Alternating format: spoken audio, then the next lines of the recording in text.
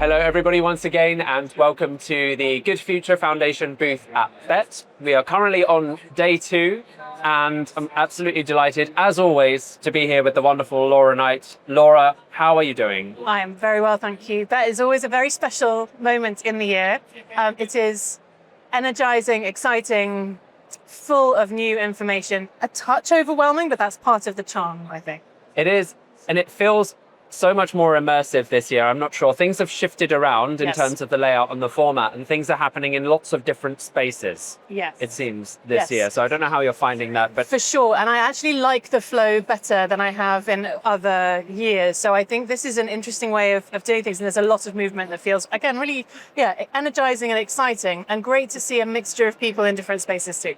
So people in spaces, I suppose, is a nice theme for us to come back to. That is indeed the topic of our discussion today. We're looking at in-person professional development. Yes. And perhaps as a reminder for our audience today, it'd be good to know just a little bit more about what you do outside of Good Future Foundation, because you see people in spaces in person quite a lot. Yes, Can you tell us about what you do in that regard? Sure. So I have a really interesting and varied diary, very privileged to say that. As a former teacher of 20 years and leader both in independent and maintained schools in the UK, I now work with a range of I suppose folks across the education space. So a mixture of schools, international schools, trusts, independent schools, all sorts of folks there. Also universities, publishers, ed tech companies, and government too. So I am blessed to work internationally on occasion as well, which I try and keep all in balance. And so it means that I can come to conversations like this with a real range of perspectives, having spent time recently with government ministers, international folk, sixth form students in East Sussex, and head teachers at a small primary school. There's a big range of perspectives there. And so I find it hugely valuable to be able to understand and empathize with people in different parts of the sector. And therefore, I hope I can bring depth and richness of understanding of people's experiences to these kinds of conversations. Well, the people watching this are, of course, observing online asynchronously, and there's definitely a time and a space for that. Hopefully, it gives people the flexibility to be able to watch or rewatch at their own leisure, and we're all for that. Absolutely. Fluffy socks and a cup of tea. I mean, sometimes I'll bring that to an in-person, which... We should do more of that, yeah.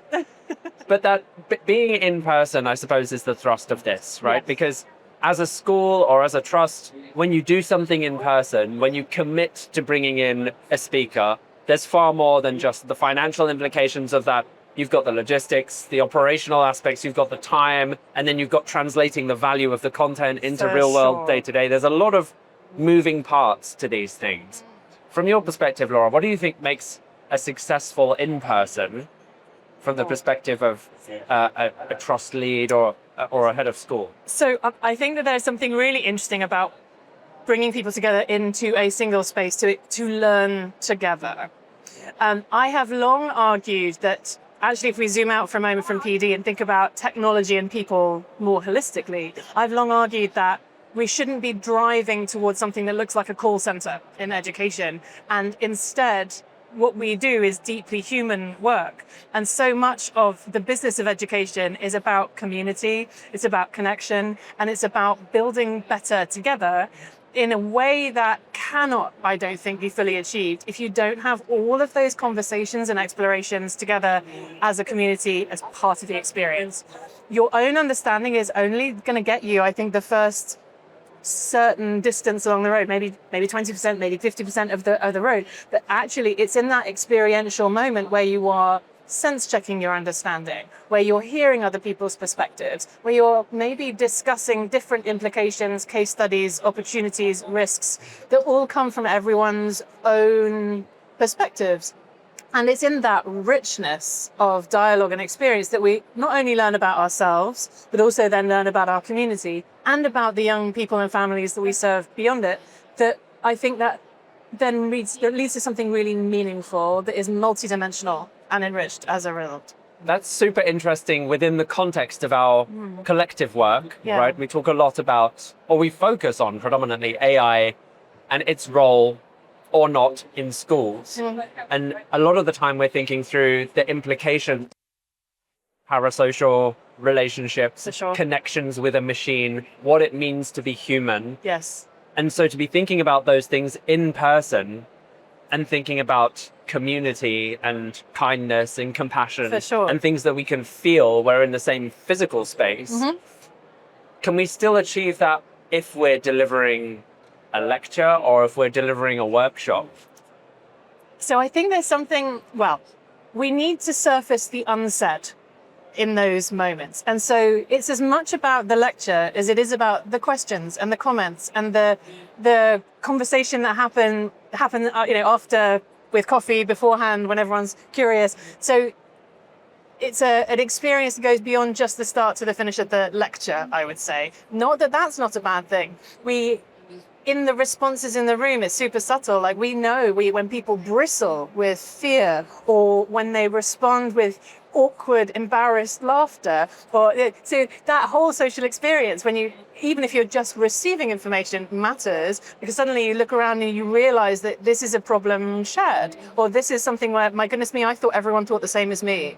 And actually everyone else is laboring under completely different misapprehension. So the social aspect of it in a lecture is there, but minimal, but it's around the edges of it. And then in a purposeful discussion, Q&A, seminars, webinars, whatever that then follows on from it, that I think can also be really rich. Again, because of the content and what we're talking through, have you ever found yourself in a situation where you as a facilitator have felt perhaps a little bit vulnerable in a space like that? Always. I very often feel vulnerable, not least because I often am in a state of deep empathy with the colleagues I'm working with. And so often they are bringing to the conversation of vulnerability about the edges of their own understanding. And I think whenever you stand in front of a group of professionals, I cannot possibly bring every answer to every question. But all I can do is bring an openness of heart and mind that allows us to explore things together, and I can bring my best self, I guess. So the piece for me around vulnerability there is shared, very much so, and I encourage that. I think a good facilitator honors the vulnerability and the discomfort of new learning, and especially when, as professionals, so much of a teacher's professional standing and reputation is around their experience, their certainty, their knowledge and skill. To put people in a position where they do feel vulnerable and uncertain about something they're not so confident with is inherently challenging. And so part of our job when we're working to support people along that way is to make it psychologically safe to be a new learner, to be a beginner, to embrace beginner's mind with grace and kindness and maybe even a little laughter. Laura, can you tell us about what that work entails for you at Sapio at the moment, just Sure. to give a little more context and grounding in the content? Sure, absolutely. So there's a range of things happening in Sapio across a number of interesting projects. I'm working with a couple of different schools and trusts on their very specific needs and ambitions around what they want to be working on when it comes to new technology. And we're looking at AI and digital strategy in a very holistic way. So often the AI work that we're doing is bundled up with the work that we're doing on digital safeguarding and online, the sort of well-being pieces, if you like, managing tensions around screen time, mobile phones, device use, parent perception and policy, for example, is one piece of that. But then I'm also doing some really interesting work on how do we build excellence when it comes to blended learning, AI, and analog tools in a really intentional and purposeful way. I've recently run some workshops with sixth formers around AI in society and, for example, what that might mean for them. I'm doing some interesting work with the DFE, and so currently supporting the next phase of materials that will be part of the suite of resources for teachers and leaders, but also for folks beyond those roles in schools to help them use AI responsibly and effectively. And then I'm also doing some other interesting bits that are more focused on the sort of publications end of things, some writing, some getting opportunities to get people thinking. So there's always a little podcast in the in the wings waiting and things like that in the diary. So yeah, there's a real range of thought leadership, project work, consultancy pieces and supporting the national picture.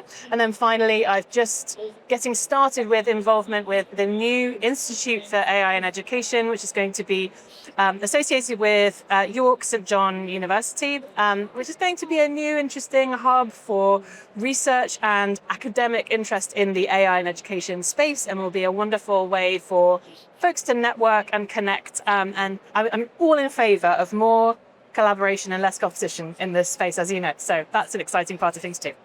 I mean, this space has grown and evolved. When we're thinking about AI in schools in particular, I mean, here we are sitting in the largest EdTech event in the world. Yeah. The number of stands and booths and stalls that are offering AI solutions has no means decreased. Oh, no. And yet, there's still a little bit of resistance to providing time and resource for AI professional development for teachers. There's still that consideration. Oh, is this something I should be investing in? Is this something that I should be putting in my program? For sure. Why do you think that is when it's so front and center now with everything we have around us? And this is a really interesting thing. I think that we must remember that when we work in a technology-infused space, our perception of what normal looks like and the perception of those who don't, that may be quite radically distinct, I would say. That's the first thing. So for schools and colleges who don't necessarily have EdTech as sort of front and center on their strategy, and maybe they're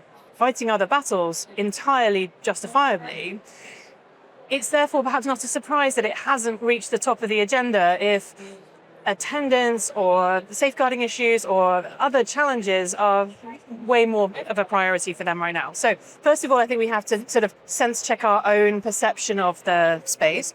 The next thing I think that's important is we have to remember that we can't shoot from the hip in education. Technology is very used to going fast and breaking things. It's kind of the job. You have to move quickly. You have to think about kind of competition in quite an assertive way. And the quest to iterate and progress quickly is really, really key.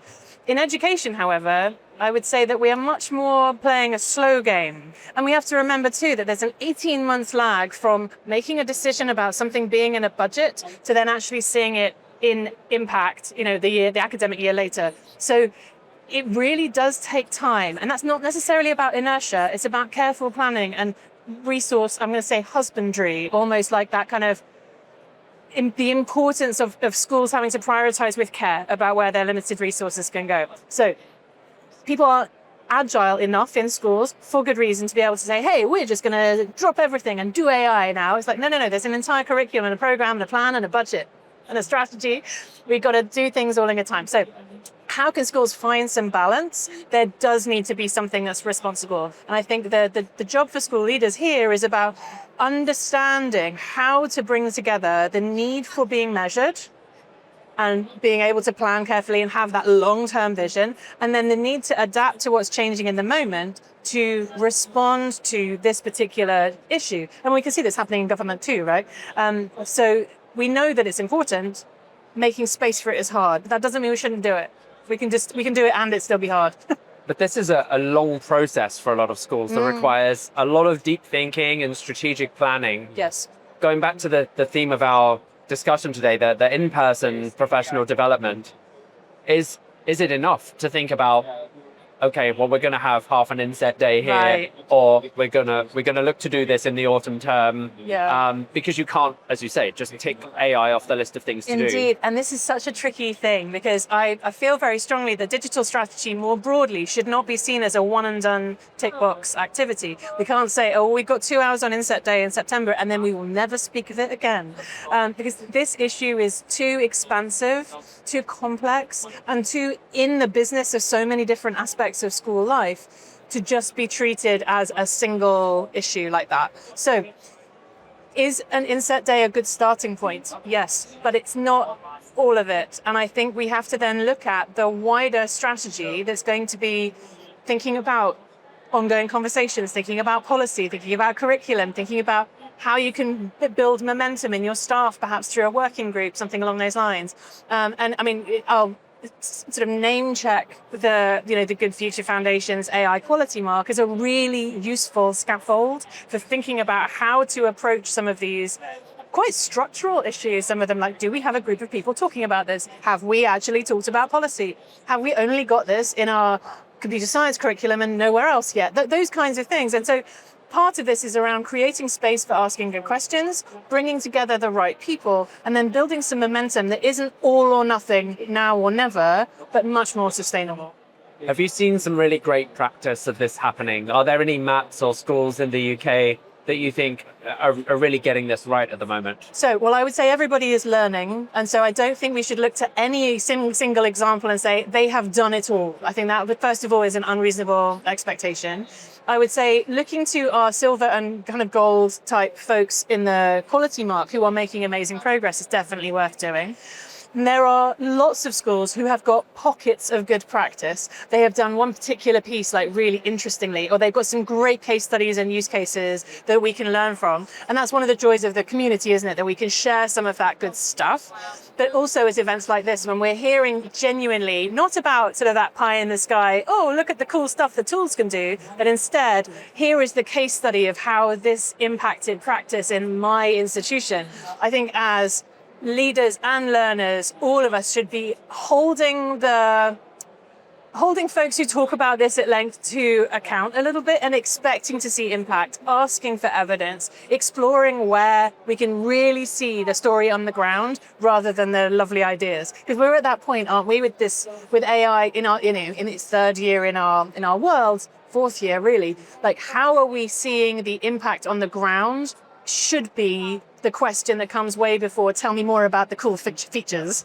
Absolutely. I mean, it's a question that I get asked a lot as well, right? Who's doing this well at the moment? Yes. Typically, the fingers point towards the schools that are adopting a lot of the technology and that are shouting about how much they've brought into school life. And as you know, our approach is very much, there are definitely areas of school life where AI does not belong. Yes. And it's not a race by any stretch. And it's actually the schools that are thinking through this in a way that's purposeful and meaningful through professional development in person, where they're encouraging debate and discussion around the subject, as opposed to those that are jumping in. For sure. And so where we're seeing caution, again, we don't tend to celebrate caution because it doesn't sound very exciting. I'm thinking really hard about this right now. Yeah, I'm thinking hard about this and I'm not rushing it because it matters. No one's going to go, yay, go you, let's have a firework display over that.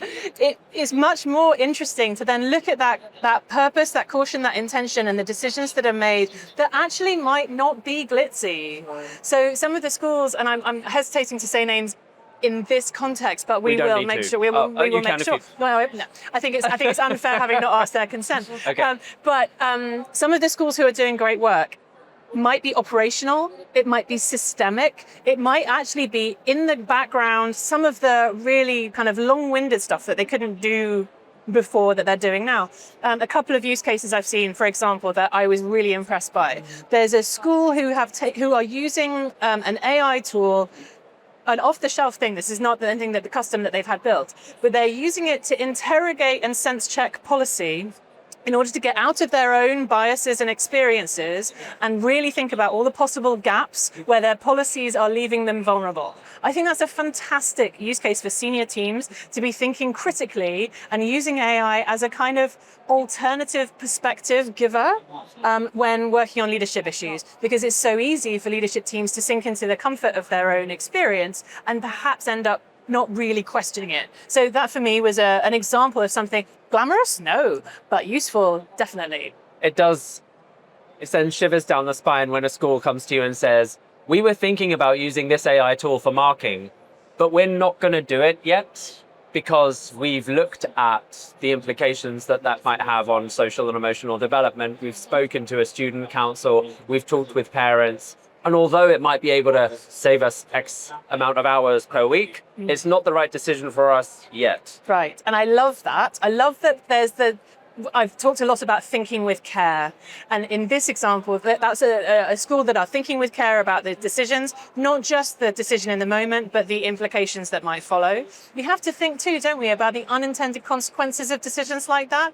Every time we automate something, we de-skill.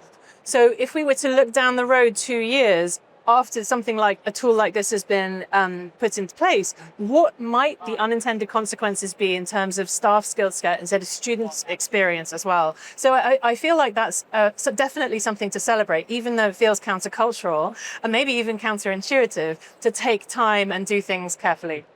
So what have you got coming up, Laura, in terms of in-person professional development? I know that we work on a number of projects. We're very lucky to be working on lots of projects with you. Yes. It's always such a joy to see how enthusiastic and motivated you are, even in the most challenging of environments sometimes. So I'm doing some interesting work at the moment for trustees and governors, and so supporting AGBIS, for example, the association, who are working with that particular group on a training program with some webinars for them. And I'm also looking to support international schools as well with some of their thinking through COBIS. So I'm doing quite a lot of leadership association work, and I've just finished a big program of webinars and sort of learning for the Society of Heads in the independent school space, and some lovely work with trusts on senior leadership and thinking again about leadership and policy decisions. And then I'm always interested in digital wellbeing and online safeguarding. And there is a really important conversation that's happening just now around this sort of screen time debate around the under 16 sort of framework and what we're putting in place in response to the new government requirements, which I think is a really interesting and actually, I want to say, positive direction of travel. But I'm really keen, again, you'll sense a theme here about me and nuance. I'm really keen here that we don't pander to the anti-tech or demonizing tech brigade who would really just like to block it, ban it, and kind of make sure nobody touches it until they're 17, because actually I don't think that serves young people in terms of helping them learn to use tools well, and it risks throwing the baby out with the bathwater. So I'm really keen to do some work on that in collaboration with a team of, well, people who are all vastly more experienced and influential than I am. I just hope to be a useful voice in the mix. I'm sure that will very much be the case, Thank Laura. you. We're so grateful for your input and your time for being with us today. Pleasure. Thank you so much. Thank you. And enjoy the rest of BETT. I will. Thank you. You too.